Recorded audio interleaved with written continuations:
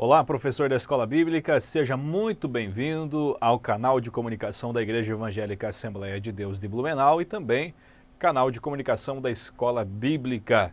Que prazer mais uma vez estar com você, compartilhando do conteúdo da nossa Escola Bíblica, da classe dos jovens. Essa oportunidade que nós temos de estar compartilhando conhecimento, crescendo e assim produzirmos uma aula toda importante, toda especial, trazendo um conteúdo especial para os nossos jovens. Que Deus abençoe a sua vida, que bom receber você mais uma vez aqui no nosso canal e ver você buscando aperfeiçoar o talento, o dom que Deus te deu, o chamado que é sobre a sua vida de ser alguém que transmite, que compartilha conhecimento, e a minha oração é que isso seja realizado por você com muita humildade, com uma entrega de coração e que assim você possa todos os dias buscar a excelência. Nós vamos hoje estar compartilhando a lição de número 6 da classe dos jovens. Nós estamos trabalhando durante esse trimestre sobre milagres de Jesus, a fé realizando o impossível. Eu sou Eliábio Camargo Alves e é bom estar aqui com você. Lembrando que você que não é inscrito no canal, você deve se inscrever. Aqui embaixo tem a opção de você se inscrever no canal, também curtir esse vídeo, compartilhar com alguém e também deixar o seu comentário.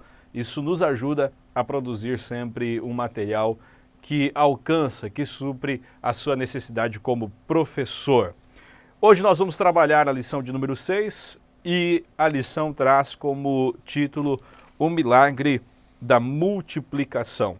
Lembrando que a partir da lição de número 2, nós temos trabalhado o Evangelho de João, observando os passos de Jesus, os milagres e também trazendo detalhes importantíssimos desse texto para você. Hoje nós chegamos ao milagre da multiplicação dos pães e também dos peixes e vamos estudar um pouquinho sobre isso. Vamos lá para João 6, versículo 1 ao 15. Se você puder, durante a aula, acompanhar com o texto bíblico, com a sua lição, isso vai auxiliar você a produzir um material importante para sua aula. Lembrando que nós temos como objetivo dessa lição contextualizar o cenário e as circunstâncias da narrativa bíblica que vai contar esse milagre. Vamos dar uma olhada nesse lugar que Jesus estava e também as circunstâncias que ele se encontrava. Nós temos como objetivo também distinguir o compromisso de Jesus com as pessoas. O compromisso de Jesus não era simplesmente de realizar milagres, de se manifestar como Messias. Ele tinha um compromisso com as pessoas, com o ser humano. Compromisso esse demonstrado na sua totalidade na cruz, aonde lá Cristo realiza a obra perfeita para a qual ele veio, garantindo a todos nós a oportunidade de salvação, a vida eterna. A maior importância do Messias, de Jesus para com a nossa vida, é essa. Mas também há um alcance diferenciado para com as nossas vidas. E terceiro objetivo é evidenciar a completude do Evangelho. O Evangelho nos alcança de forma completa, no todo, e a gente tem essa lição para pensarmos isso e deixar claro isso aos nossos alunos. Há uma sugestão para você de fazer uma aula diferenciada. Como você vai produzir essa aula diferenciada? Trazendo o conteúdo da lição, aprofundando o conteúdo das Escrituras, a interpretação do texto, a aplicação do mesmo, mas também levando seus alunos para um lugar diferente. Se é possível você fazer isso, é a recomendação da lição para você e nós motivamos você a seguir essa orientação, levando seus alunos para um cenário ao ar livre. Por que não? Já que Jesus realizou essa multiplicação, esse milagre, a narrativa bíblica traz, compartilha conosco de que Jesus estava ao ar livre, estava sentado num gramado, vamos dizer assim, por que não procurar um parque da sua cidade, um lugar bacana que dá para fazer aquele piquenique, piquenique que o pessoal faz, leva alimento, compartilha com eles já antes, grupos de WhatsApp servem para isso também, cada um traz alguma coisa, algum ingrediente e você vai assim fazer uma aula que vai possibilitar a eles estarem interagindo uns com os outros, compartilhando algo também e, claro, trazendo aquela diferenciação para a sua aula. Isso marca a vida dos seus alunos, tá? Então, nós fazemos essa sugestão para você. Lembrando que tudo que nós comentamos aqui, há um material de apoio que vai estar lá no site da EB-Blumenau, a qual você pode ter acesso a esse conteúdo em PowerPoint, facilitando assim também você dominar o assunto que é proposto na lição. Vamos lá então, o capítulo 6, nós temos a narrativa desse milagre. E para isso nós precisamos voltar um pouquinho, você já estudou alguns outros milagres, né? Principalmente o milagre que Jesus vai realizar agora lá em Betesda, a cura daquele paralítico, né? E a partir de então Jesus vai voltar para Galileia. Mas o final do capítulo 5 vai revelar que se inicia uma perseguição contra o ministério de Jesus. Até então o ministério de Jesus vinha fluindo, né? Sinais, pessoas estavam realmente gostando, curtindo do ministério de Jesus. E realmente a partir de agora, os judeus vão iniciar uma perseguição. Por quê? Porque Jesus começa a confrontar algumas coisas da cultura e principalmente da religiosidade dos judeus. E uma delas é que Jesus realiza milagres no sábado. E isso começa diretamente a confrontar os judeus. E Jesus não vai somente realizar milagre no sábado, ele vai dizer que Deus também trabalha e também trabalha no sábado. E isso vem com uma confrontação aos judeus, ao ponto que eles se movem a perseguir Jesus a partir desse momento do capítulo 5. No final do capítulo 5, Jesus vai aproveitar para fazer um discurso falando sobre o seu ministério e aproveita para confrontar os judeus na questão da sua incredulidade. E Jesus vai falar que há um testemunho do ministério dele. Há um testemunho do Messias, isso está no final do capítulo 5. Você vai ver que Jesus, no final do capítulo 5, dá um testemunho dizendo que o Pai, Deus, testifica que ele é o Messias. Depois, Jesus vai citar que João Batista, o grande profeta, ele é testemunha de que Jesus está presente e o Messias está entre eles. Depois, Jesus continua dizendo que as obras que ele fazia também era um testemunho de que ele era o Messias, o enviado de Deus. E ele termina citando as Escrituras, dizendo que elas eram também testemunhas de que ele era o Messias. Ou seja, a confrontação, a perseguição que os judeus geram sobre Jesus é confrontada por Jesus, trazendo esses testemunhos, trazendo essas narrativas, esses exemplos de pessoas, do próprio Pai, também das Escrituras e das obras, de que ele era o Messias. Assim, nós chegamos no capítulo 6. E o capítulo 6 vai começar dizendo depois disso o quê? Depois desse momento de confrontação, depois dessa perseguição que se inicia, Jesus vai sair da região da Judéia e ele vai ir para a região da Galileia, onde esse milagre será realizado. Depois dessas coisas também, morte de João Batista, que é a referência que Mateus e Marcos nos ajudam a entender, tá bom? Não vai ser citado por João aqui, mas dá-nos um entendimento que é depois da morte de João Batista. Detalhes dessa narrativa, detalhes desse milagre.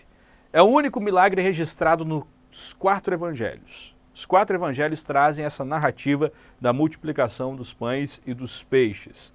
Outro detalhe, Jesus toma a iniciativa de suprir a necessidade do povo.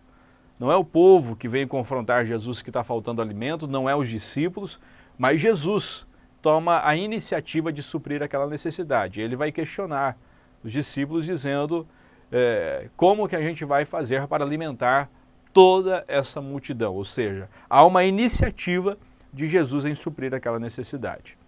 Outro detalhe é que os discípulos se mostram embaraçados por não terem alimento para todo o povo. Melhor coisa para os discípulos seria: despede a multidão. A gente não tem dinheiro para isso. A gente também não vai buscar pão em lugar nenhum para trazer para essa multidão. Tudo é distante. Os discípulos, eles se mostram embaraçados, incrédulos e, por que não, descompromissados com a multidão. E Jesus aproveita esse momento, então, para, além de realizar o milagre, além de suprir a necessidade da multidão, claro, ensinar os seus discípulos também, porque Jesus vai envolver eles todo nesse processo.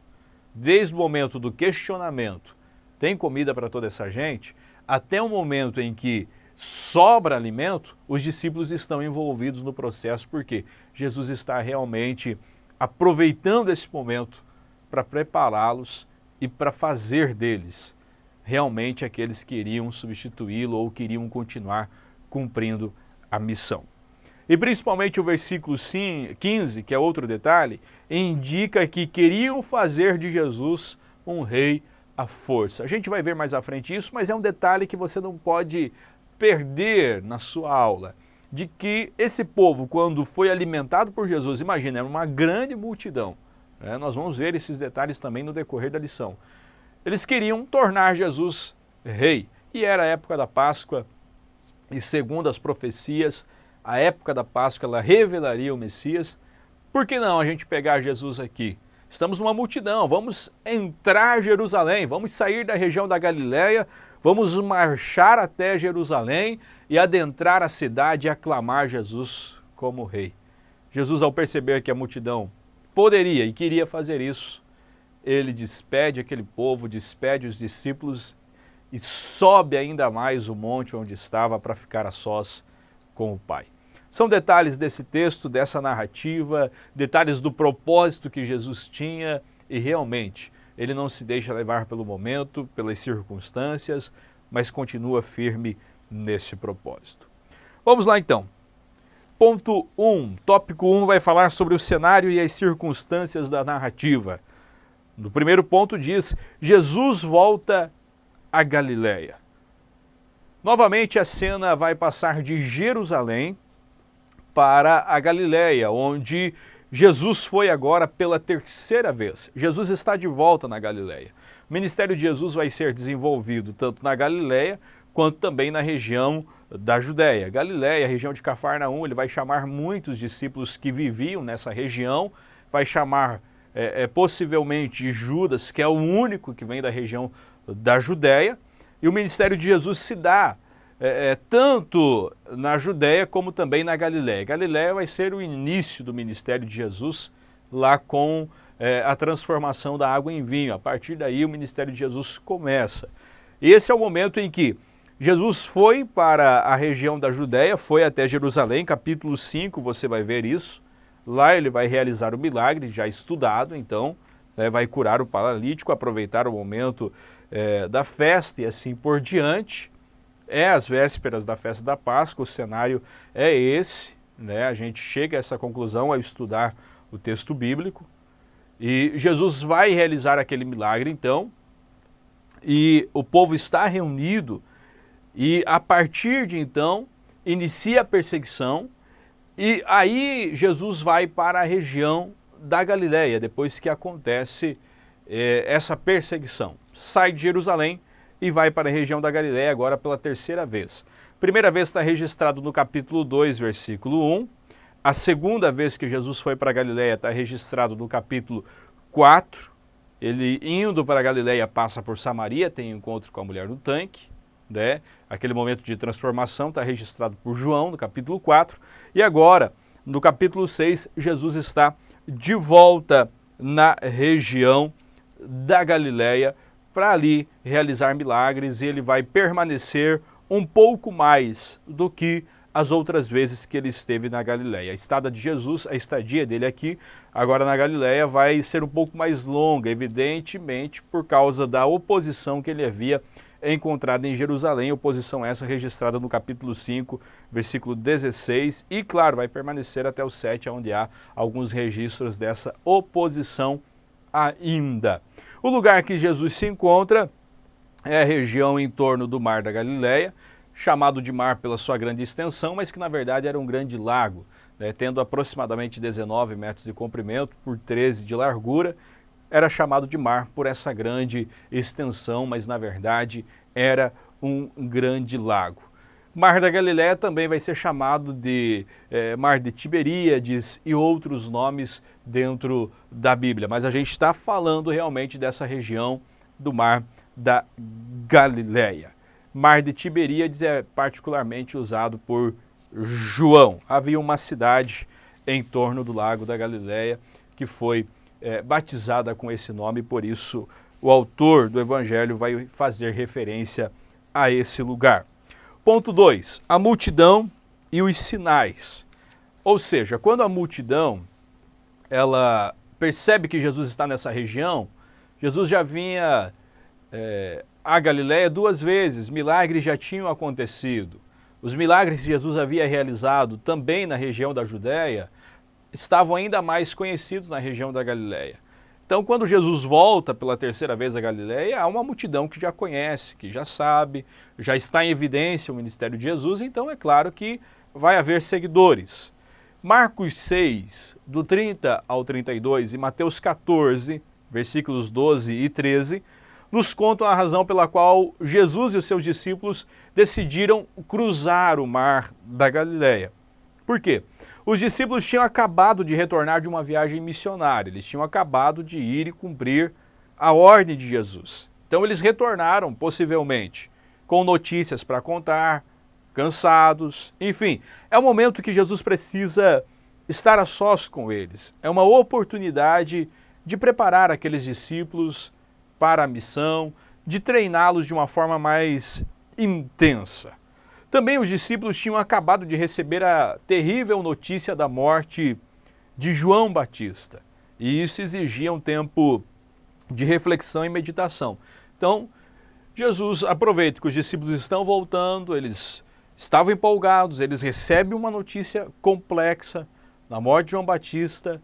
São pessoas que estavam prontas para cumprir um ministério, né? E você vê um profeta da envergadura de João Batista sendo morto dessa maneira, é claro que precisava de um tempo de reflexão. Jesus percebe que isso não poderia ser realizado na região em que eles estavam, né? Da parte do Mar da Galileia. Então Jesus decide passar para outra banda do Mar da Galileia, para a região de Betsaida, segundo os estudos e segundo os mapas que a gente tem. Então Jesus resolve passar com eles para quê? Para ter um tempo a sós, subir o monte, estar com os discípulos e fazer daquele momento um momento de reflexão, de preparação para o ministério deles. Mas a multidão, vendo que Jesus ia atravessar o Mar da Galileia, foi pelas cidades circunvizinhas caminhando a pé. E enquanto a multidão caminhava por essas cidades, Jesus atravessava o mar. E Jesus vai atravessar o mar com seus discípulos, vai chegar do outro lado, vai subir o monte e de repente a multidão chega e a multidão toma conta daquele lugar também. E quando Jesus vê a multidão, ele desce do monte e recebe a multidão numa relva, pede para o povo sentar, possivelmente num gramado bonito, e ele vai aproveitar aquele tempo para passar o dia ensinando aquela multidão. O ponto 3 fala sobre a época e o local. Assim, enquanto o povo veio e se reuniu com Jesus, Jesus dá atenção àquela multidão, né? Possivelmente, segundo os estudiosos, aquela era uma época da primavera e era natural que houvesse abundância de grama para o povo se assentar e aproveitar aquele dia de ensinamento com Jesus. A expressão que aparece no texto, festa dos judeus, ela vai realmente designar para nós a festa dos tabernáculos, ou seja, há uma proximidade da festa da Páscoa.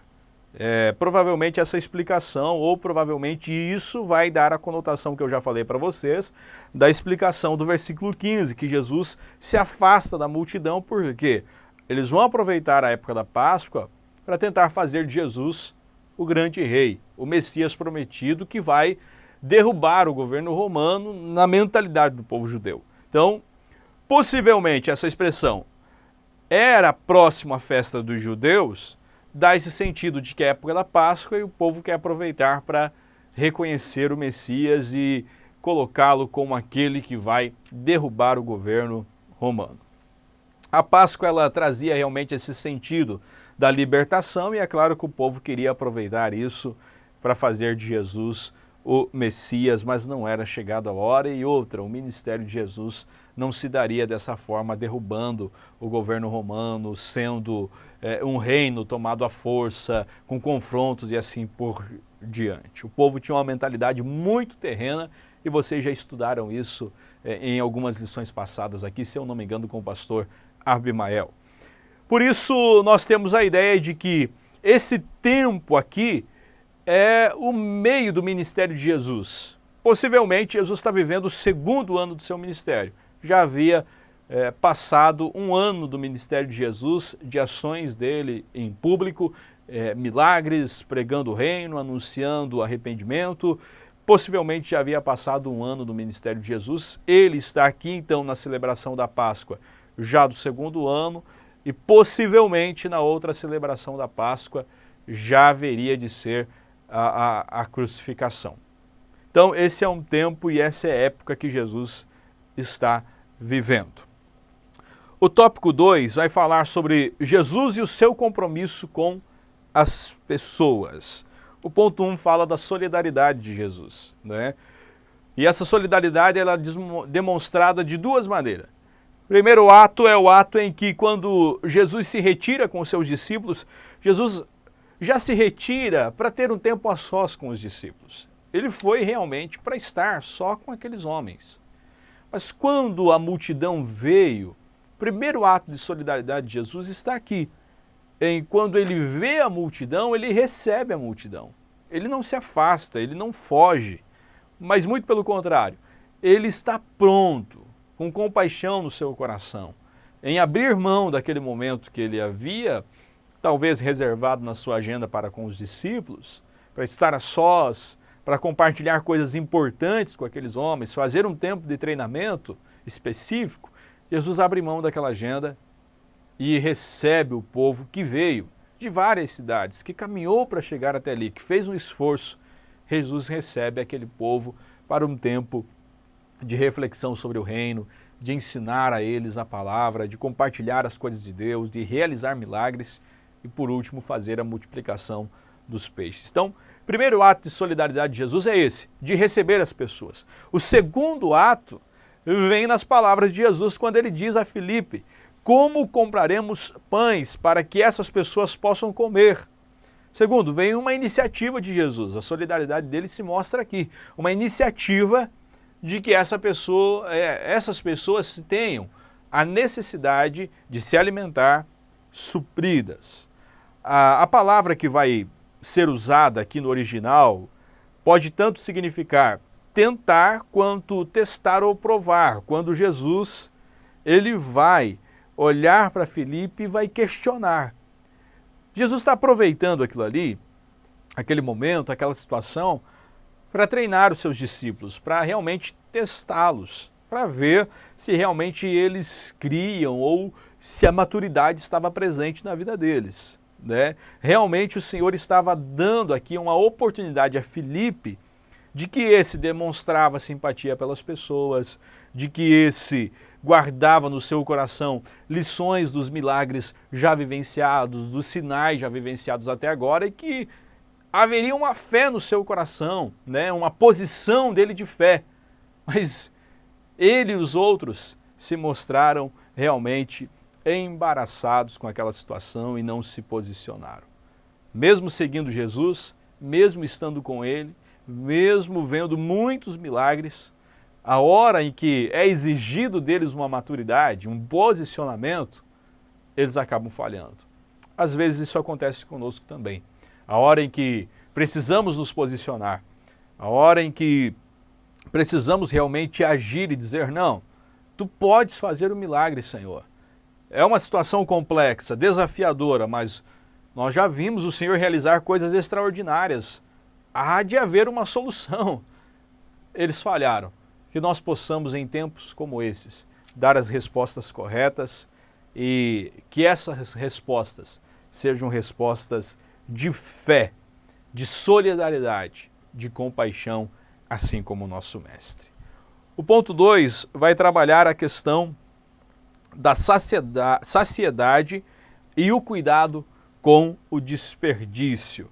Mas antes eu queria só lembrar você que quando ele faz aquela citação de que mesmo que tivesse 200 denários não seria suficiente para comprar pão para toda aquela multidão, a palavra denário ela representa o salário pago a um trabalhador por um dia de trabalho.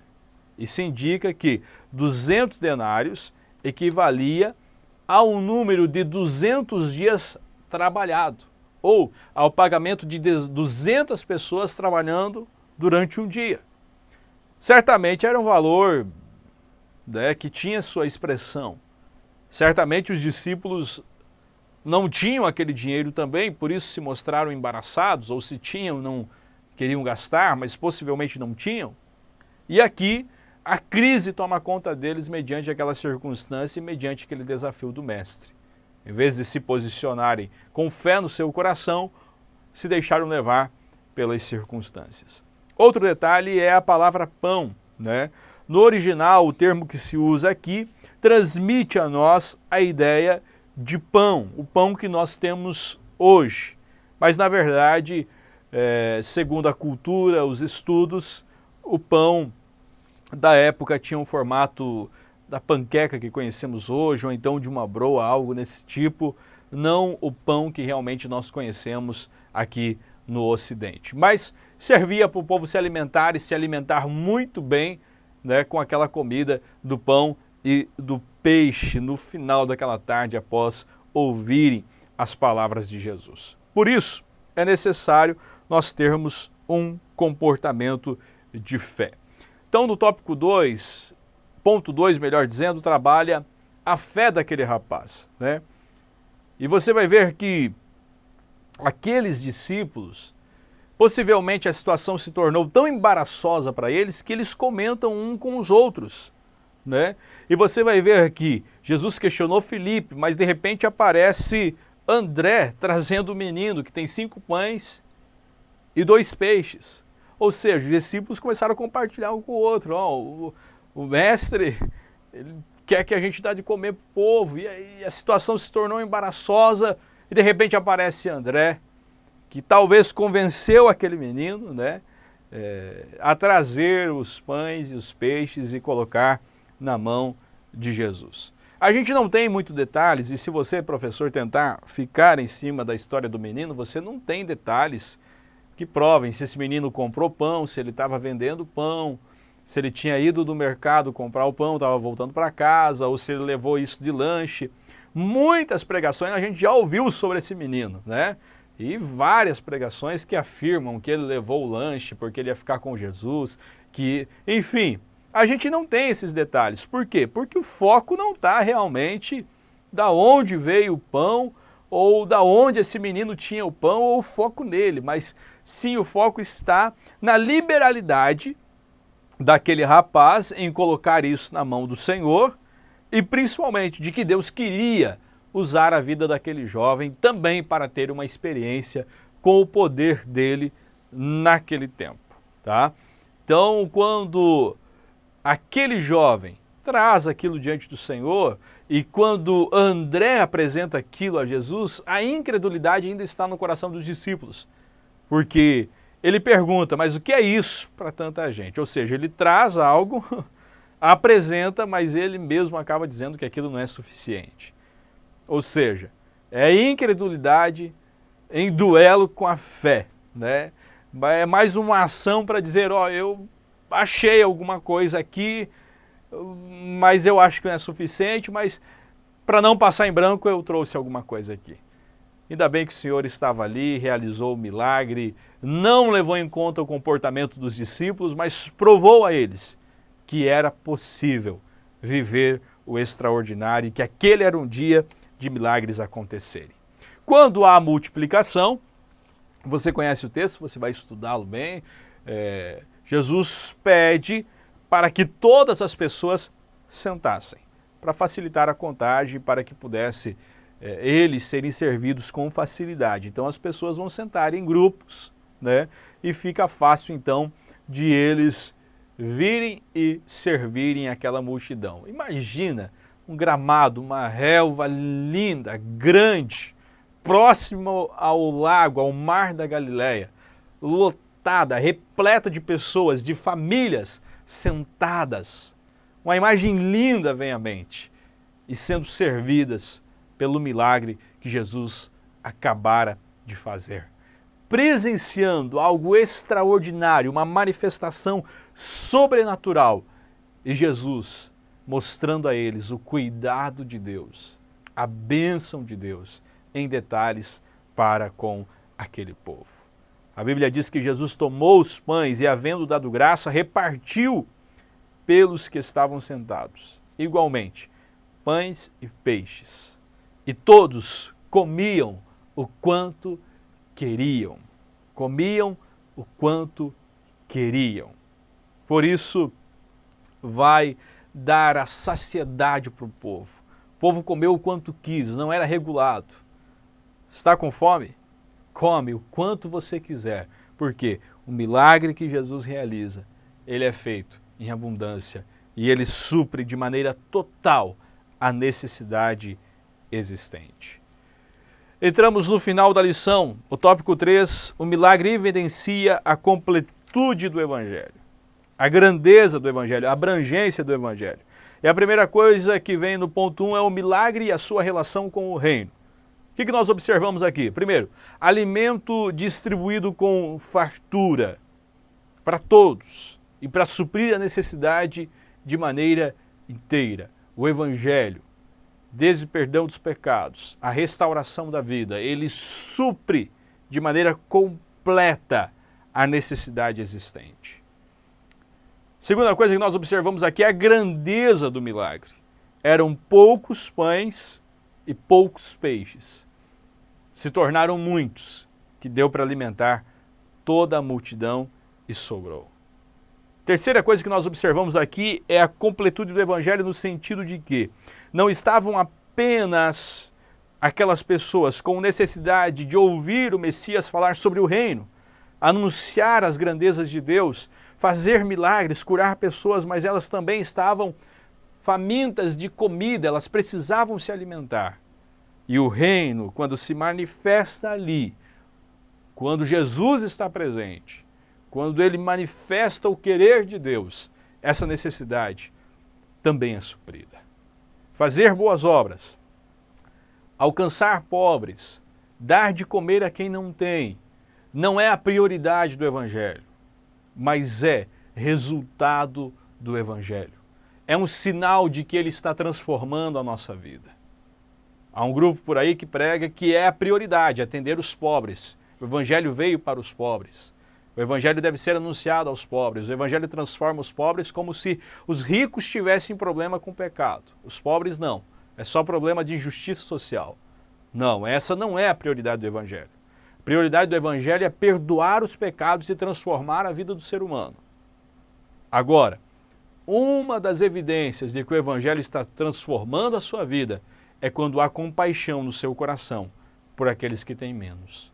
É quando há compaixão no seu coração e você faz o que é possível para auxiliar aquela família que precisa de ajuda. Uma das evidências do Evangelho em nós é quando nós olhamos para as pessoas e a gente sabe que a gente pode fazer algo e a gente vai lá e faz. Nós somos também testados por Jesus. Nós somos também tentados quando temos e não dividimos com o próximo. Não estamos passando só por prova quando nos falta algo. O Senhor está me provando quando há escassez de alguma coisa. Sim, pode ser um período de provação, mas nós também somos provados quando temos em abundância e não repartimos com aquele que nada tem. Que nós sejamos portadores do reino de Deus e que realmente venhamos a suprir a necessidade daqueles que têm carência e que estão próximos de nós. Outro detalhe aqui é de que Jesus transforma pão em pão e peixe em peixe. Ele não cria nada. Jesus poderia muito bem, a partir das pedras que estavam ali, se houvesse, ou a partir de alguma matéria-prima que houvesse ali, criar algo, criar um alimento, mas Jesus não faz, ele transforma pão em pão e peixe em peixe. Por quê? O propósito de Jesus na terra não era de criar, mas sim de transformar. Desde a realidade do ser humano até coisas como essas. E assim como ele transforma água em vinho, aqui ele transforma pão em pão, ele multiplica isso. E peixe em peixe, ele multiplica, ele faz com que isso venha em abundância para suprir a necessidade das pessoas. E outro detalhe que nós observamos aqui é a sensibilidade de Jesus e as necessidades do ser humano. Como discípulo dele, nós precisamos também ser sensíveis a essas necessidades. O ponto 2, eu citei antes, mas é agora, né, do tópico 3, a saciedade e o cuidado com o desperdício. Quando todos já estavam saciados, se alimentaram conforme queriam, né? E todos já estavam realmente satisfeitos. Jesus disse aos discípulos: recolham os pedaços que foram deixados, para que nada se desperdice. Aqui traz uma lição para nós. Os recursos infinitos ou em abundância não são desculpas para desperdício. E quando há um cuidado com o desperdício, quando se evita desperdício, há também ali uma manifestação do reino, do evangelho. Ah, porque tem bastante recurso, a gente desperdiça. Não faz isso, pelo amor de Deus. Cuidado. Zelar é uma manifestação do reino e que a gente entende o todo de Deus e a gente preserva os recursos que a gente tem. O desperdício pode sim ser considerado pecado. É uma má administração daquilo que está sobre a sua vida. É um mau domínio dos recursos que Deus te deu. Cuidado, para que não lhe falte. Talvez hoje é a abundância, mas esteja preparado para um tempo de escassez. E é cuidando nos detalhes que a gente se prepara para esses momentos. Note outra coisa aqui, que Jesus manda recolher são os pedaços e não os restos. Jesus não queria os restos, pão que foi mordido pela metade, não. O que sobrou, porque o milagre foi abundância. Sobrou, recolham, porque a gente vai poder alimentar outros. Recolham, porque possivelmente vai vir mais pessoas, nós vamos encontrar mais pessoas que precisam de alimento. Então recolham o que sobrou, porque do milagre sobrou. Sempre quando Jesus realiza algo, sempre que há uma manifestação e uma bênção de Deus, ali pode sobrar algo para abençoar as outras pessoas. E que elas sejam abençoadas não com o resto, mas com aquilo que foi suprido em nós e que fomos supridos de uma tal maneira que sobrou para abençoar outros. Assim os discípulos fizeram. Eles recolheram o que sobrou e encheram 12 cestos de pedaços. Lembrando que eram 5 pães, 2 peixes. Sobrou 12 cestos. Esses pedaços agora são recolhidos e o resultado são esses cestos de alimento para alcançar outras pessoas. Terminando, vem o ponto 3 do tópico 3. A descrição e a consciência de Jesus a respeito de sua missão. Chegamos ao final, versículo 15, aonde vai dizer assim, ó, sabendo, pois, Jesus que estavam para vir com o intuito de arrebatá-lo para o proclamarem rei, retirou-se novamente sozinho para o monte. Jesus estava disposto a cumprir a sua missão. Ele estava disposto a aceitar a coroa de espinho e ele não negociaria isso por nada. A possibilidade de um reino antecipado, de um reino por um atalho, foi oferecida a Jesus em diversas circunstâncias. Desde a tentação no deserto, em momentos como esse, onde o povo queria dele fazer o Messias, antecipar esse ministério, antecipar esse tempo. Mas Jesus estava preparado e ele sabia que ele teria que encarar a cruz, a coroa de espinho. E é para esse momento que ele se reserva. O milagre não foi apreciado em seu verdadeiro caráter, em seu verdadeiro sentido. O povo não entendeu da maneira que era para entender. A lição do milagre não foi compreendida pelo povo. Quando quando viram aquele sinal, a multidão entendeu, não, esse é o profeta que tinha que vir ao mundo, esse é o Messias que nós estávamos esperando. Esse homem é extraordinário. Esse é o povo que está esperando esse Messias, o povo judeu. A nação clama por ele. Supriu a nossa necessidade aqui. Agora, nós vamos pegá-lo e transformá-lo rei. Vai abater os romanos, vai nos deixar livre. Nós vamos nos tornar a nação que precisamos nos tornar. Enfim, cheios de entusiasmos, aquelas pessoas, aquela multidão dominada por um sentido de abater o governo que estava sobre eles, dominada pela época que lembrava-os da saída do Egito. Então eles querem marchar para Jerusalém, levando o Messias consigo e chegando lá e impor o reino de Jesus. Quando Jesus vê que a multidão está disposta até a raptá-lo, até realmente forçá-lo a ir em Jerusalém, Jesus simplesmente vai fugir daquela multidão. Simplesmente vai se retirar para o monte. Você vai ver isso também sendo registrado aqui no versículo 15, mas também registrado em Mateus 14, Marcos 6 e 13. Você vai ver que Jesus foi ainda mais para cima do monte onde estava, onde se encontrava. E lá ficou sozinho, frustrando assim a multidão que queria aclamá-lo como rei. E ele até despediu os discípulos, para que esses não fossem dominados por aquele momento também, e que a mentalidade deles, que ainda era bem terrena, não tomasse conta daquele momento. Jesus os despede. E aí eles vão para o mar, e no mar, na madrugada, eles vão ter uma outra experiência com Jesus. Ou seja, Jesus foge daquele momento. Jesus mantém-se alinhado com o seu propósito. Mantém-se alinhado com a sua missão de que ele precisava passar pela cruz para lá manifestar a completude do Evangelho. Sim, um Evangelho que cura doentes, um Evangelho que restaura pessoas, um Evangelho que supre necessidades, um Evangelho que, quando é manifesto o reino de Deus e quando ele está presente, necessidades como essas são supridas, mas também, ou principalmente, um Evangelho de um Jesus que não fugiu da cruz, porque lá ele manifestou a maior graça aos seres humanos. Lá ele realizou a obra que ninguém pode realizar por nós, que foi o perdão dos nossos pecados. Nele, no seu sacrifício, foram cobrados os nossos pecados e ele pagou.